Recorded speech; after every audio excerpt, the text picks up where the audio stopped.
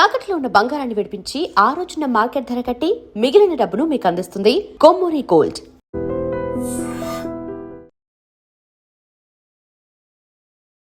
నమస్తే రమగారు. నమస్తే జయ. దేవకన్య రమగారు ఫైనల్ ఎపిసోడ్కి వచ్చేసినట్లుంది కదా. కొంచెం కథ ఉంది కానీ చకచకా తీసుకెళ్దాం. అట్లానే మతిమంతుడు ఏం చేశాడు, విమానంలో చిన్న యంత్రం రథంలో వస్తున్నాడు కదా, ఈ దారిలో ఉన్న ఈ సింగారుడు అనే రాక్షసుడు ఎత్తుకుపోతున్న లీలావతిని తన దాంట్లోకి తన సాధనంలోకి మార్చుకున్నాడు, తన విమానంలోకి.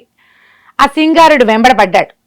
రాక్షసుడు వీడెవడో నన్ను మోసం చేశాడు. అతను ఏం చెప్పాడంటే దేవతలు వచ్చేస్తున్నారని చెప్పి ఈవిని మా దగ్గర కూర్చోబెట్టుకుంటాను అమ్మాయిని పుచ్చుకుని పరిగెత్తేశాడు.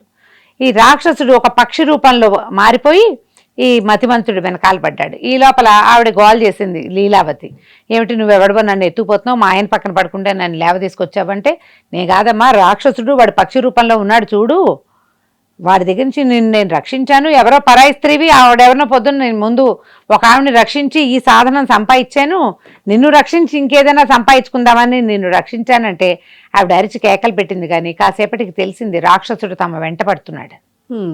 అప్పుడు ఆవిడ దుఃఖంతో నేను నా భర్త దగ్గర ఉన్నాను, ఎన్నో కష్టాలు పడి ఇక్కడ చేరితే శాంతి లోకంలో ఉన్నామనుకుంటే వీడు వెంటపడ్డాడు అని ఆవిడ దుఃఖపడి పాప నా భర్త ఏమైపోయాడు అని మాట్లాడింది.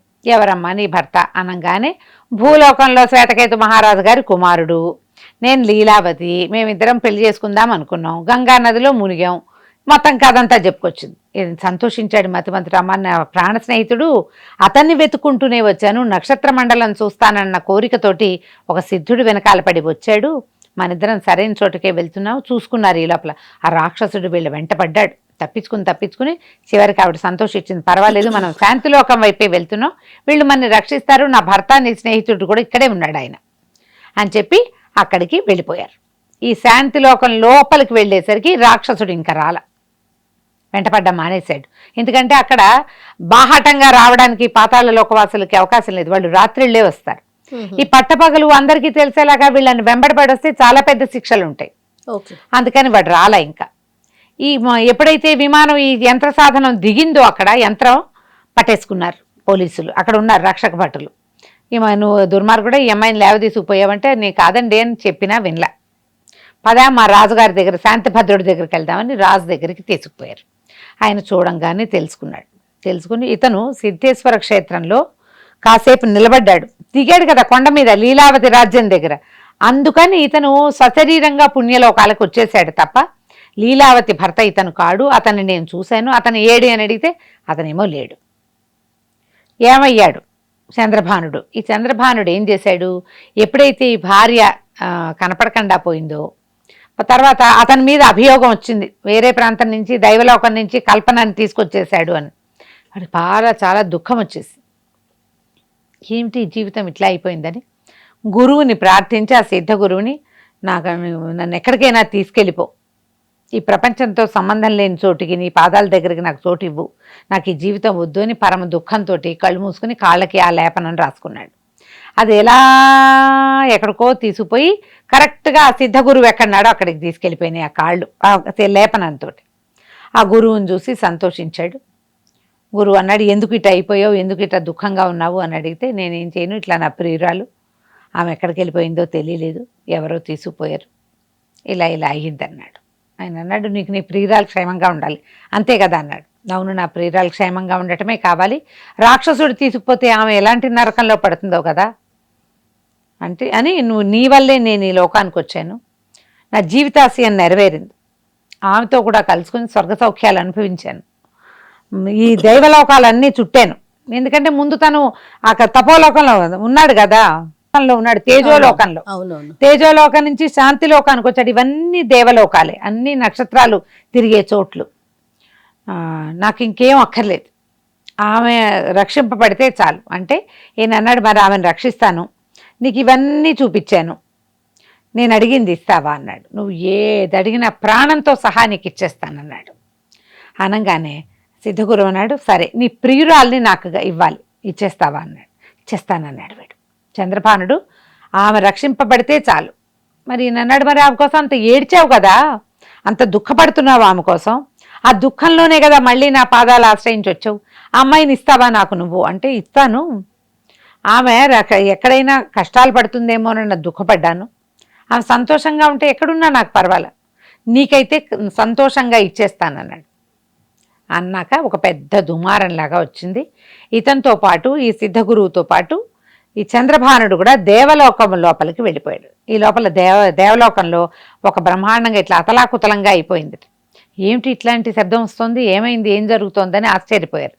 ఒక మహాద్భుతమైన దాన సంపన్నుడు ఒకడు మన లోకంలోకి వస్తున్నాడు, అందుకే ఇట్లాంటిది జరుగుతోందని చెప్పాడట బృహస్పతి దేవగురువు. ఈ సిద్ధ గురువు గారు చంద్రభానుడు ఇద్దరు దేవలోకంలోకి మహేంద్రుడి దగ్గరికి వెళ్ళారు.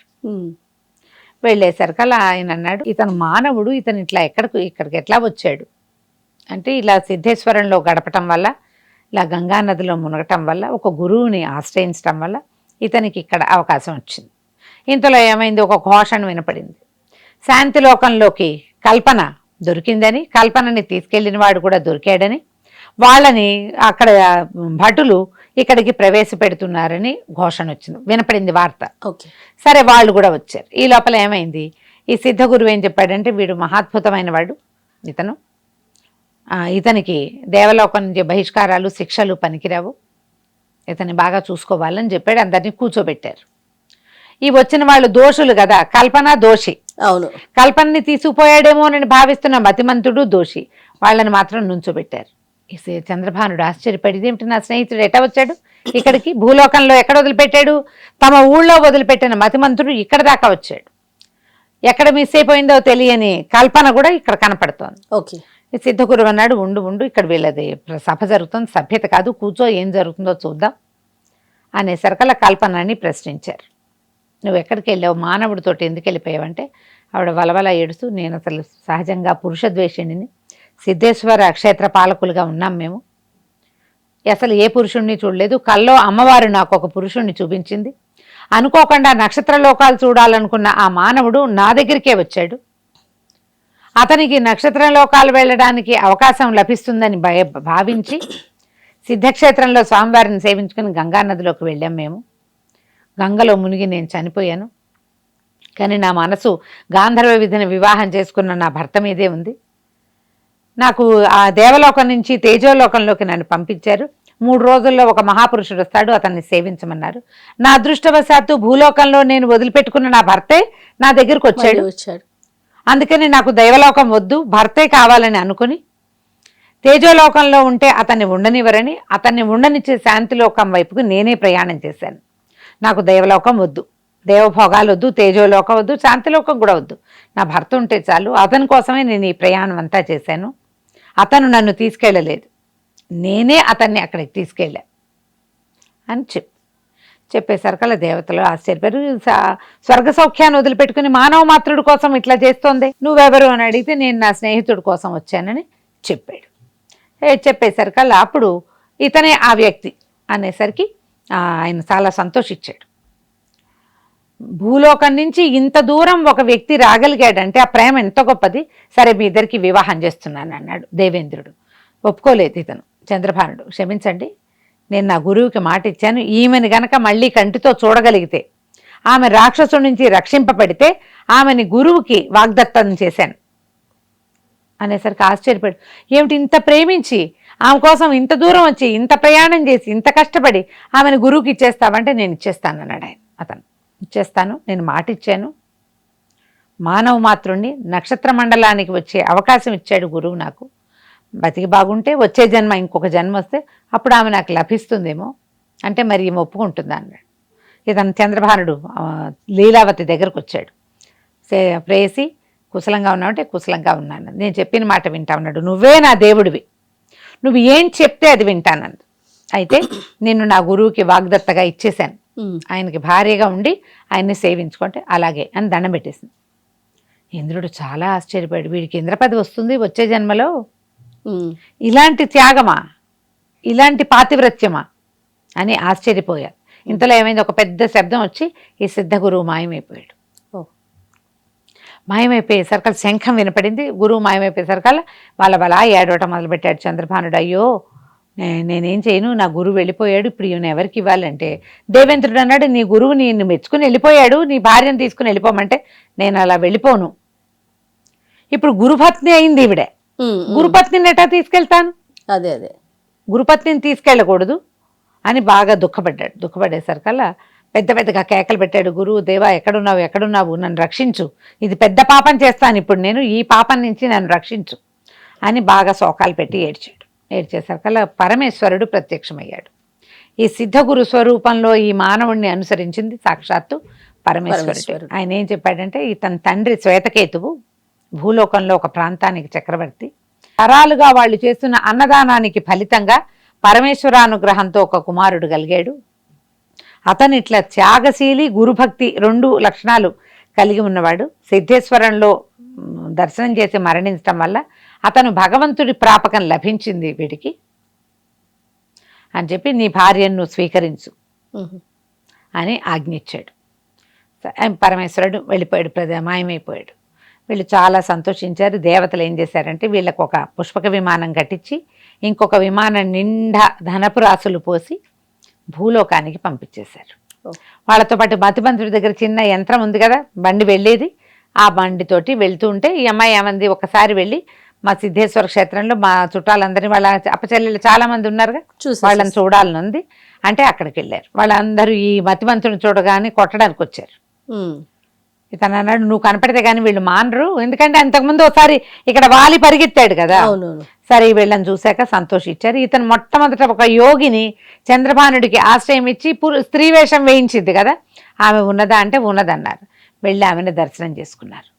నీ వల్లే నాకు ఈ జీవితం వచ్చింది, నేను పురుషుడిని తెలుసుంటే ఆ రోజే వీళ్ళు నన్ను చంపేసేవాళ్ళు, కొండమించి తోసేస్తారు అక్కడ అనేసరికల్లా ఆమె ఏం చెప్పిందంటే, అమ్మ నీకు యోగం ఉంది కాబట్టి ఇలా జరిగింది, పురుషులందరూ దుర్మార్గులు కాదు. ఇప్పుడు ఇతను ఎంత అద్భుతమైన వ్యక్తిగా తేలేడు, ఇతనికి స్నేహితుడికి సహాయం చేయడానికి ఎంత పరిశ్రమ చేశాడు ఈ 2వ కుర్రాడు. కాబట్టి మీ మొత్తం అక్కచెల్లెళ్ళు, మీ చుట్టాలందరినీ కూడా పురుషద్వేషం మాని అందరూ వివాహాలు చేసుకునేలాగా చెయ్యి. ఈ క్షేత్రము భగవంతుడు ఒక్కడే లేడు, ఇక్కడ భార్యాసమేతుడుగా ఉన్నాడు, అమ్మవారితో ద్వితీయుడుగా ఉన్నవాడు. సిద్ధేశ్వర క్షేత్రంలో సిద్ధేశ్వరుడు ఉన్నాడు, సిద్ధిదాత్రి కూడా ఉంది, ఇక్కడ అమ్మవారు కూడా ఉన్నది. కాబట్టి స్త్రీ పురుష సంయోగం జరగవలసిందే, లేకపోతే సృష్టే లేదు అని నచ్చజెప్పి, అప్పుడు ఈ అమ్మాయి ఏం చేసింది, లీలావతి తమ చుట్టాలు పక్కల ఆడవాళ్ళు చాలా మంది ఉన్నారుగా, మీ భర్తల్ని, మేనమావలు, వేరే ఊళ్ళలో ఉన్న వాళ్ళందరినీ తెచ్చుకోండి, వివాహాలు చేసుకోండి, నేను మళ్ళీ వస్తాను అత్తవారింటికి వెళ్ళని వెళ్ళిపోయింది. ఇతనితో కలిసి అప్పుడు వాళ్ళ సొంత రాజ్యానికి వెళ్ళారనమాట, భూలోకంలో ఉన్న ఆ రాజ్యానికి వెళ్ళారు. వాళ్ళు కూడా చాలా సంతోషించారు. తండ్రి చాలా వృద్ధుడిగా అయిపోయాడు, కుమారుడు కనపడలేదు, ఈ మతిమంతుడు కూడా వెళ్ళిపోయాడు. ఈ అమ్మాయి ఏం చెప్పింది, ఇందుమతి, ఎవరు మా అన్నయ్యని కనిపెట్టి తెస్తారో వాళ్ళని పెళ్లి చేసుకుంటానంది. కనిపెట్టిన వాడు మతిమంతుడే కాబట్టి ఎలాగూ ఈయన వెనక్కి వచ్చేవాడే, కానీ మతిమంతుడు ముందే సహాయం చేయడానికి వెళ్ళాడు కదా. మతిమంతుడికి ఇందుమతికి వివాహం చేశారు. గాంధర్వ విధిన వివాహం జరిగినా కూడా ఇక్కడ మళ్ళీ తండ్రి దగ్గరకు వచ్చాక మళ్ళీ వివాహం చేసుకున్నారు. వివాహం అయిన తర్వాత అమ్మాయి ఏం చెప్పిందంటే, లీలావతి ఈ రాజ్యానికి మతిమంతుడిని రాజుని చేద్దాం, ఇందుమతిని రాణిగా చేసి వాళ్ళు ఈ రాజ్యాన్ని ఏలుకుంటారు, మేమేమో సిద్ధేశ్వర క్షేత్రానికి వెళ్ళిపోతాం, అక్కడ స్త్రీల రాజ్యం కాదు, ఇప్పుడు సాధారణ రాజ్యమే ఉంది, అక్కడున్న సిద్ధక్షేత్రం చాలా గొప్పది కాబట్టి మీరు వచ్చేసి మాతో పాటు ఇవ్వండి, సిద్ధేశ్వరుని సేవించుకుందరు కానీ మామగారిని ఒప్పించి వివాహాలు అయ్యాక హాయిగా సంతోషంగా ఉన్నారు. కథ కంచికి మనం ఇంటికి. బాగుంది. దేవకన్య డికే భయంకర్ గారు రాసింది. నేను చాలా బ్రీఫ్గా చకచకా చెప్పేశాను. పుస్తకం దొరికితే చకతాపీగా నిదానంగా చదవండి, సీక్వెన్స్ అన్నీ బాగుంటాయి. భాష కూడా మరీ గట్టి భాష కాదు, తేలిగ్గానే ఉంటుంది, చదువుకోవటానికి బాగుంటుంది. చాలా పాతది, ఓకే, 60s లో రాయబడింది. అదేలేండి. రైట్. నమస్తే గారు. నమస్తే G. And for more videos, Please subscribe to iDream. Please subscribe to iDream. Please subscribe iDream. And please subscribe to iDream. For more videos, subscribe to iDream. please like, share and subscribe to the channel. Congratulations, iDream. Subscribe to iDream. Subscribe to iDream. So subscribe to iDream Media. iDream ki iDream team andarki huge congratulations. Please subscribe iDream Media. Please subscribe to iDream. Subscribe iDream. Please subscribe to iDream. I dream అంటే నా కళల ఛానల్ను subscribe చేసుకున్న నోరు తిరుగుతలేదు. మీరైతే గంట గుర్తు కొట్టండి. For more such videos, please subscribe to iDream. Subscribe to iDream. Please subscribe to iDream. Please subscribe iDream Media. Please do subscribe to iDream. Please subscribe to iDream Media. For best entertainment and information, please subscribe iDream. And don't forget to subscribe to iDream.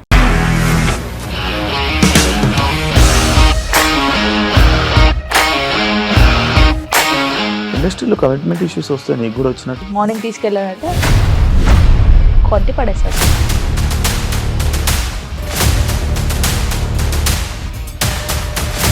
ఒక్కళ్ళు కూడా చూడలేదు ఈ cinema అని చెప్పడానికి కూడా చాలా ధైర్యం కావాలి. అది నిజం కదా, దాంట్లో ధైర్యం ఏంటి ఇది? నెక్స్ట్ డే ప్లేట్ మార్చేస్తే తప్పు కదా. As of now we're comfortable this అని నేను అనుకుంటున్నాను. రష్మిక గారిది మీది ఒకే ఊరంట కదా. నీకు కోపం వచ్చిందంటే బాగా తిట్టేత్తరా? తిట్టేద్దామండి. నిజంగా గేమ్ ని ఎలా చేంజ్ చేయగలిగారు? APSFC వాళ్ళకి 6 నెలల్లో నేను 6 లక్షలు కట్టా. బిజినెస్ చేయాలనుకుంటే it is as difficult as riding a tiger.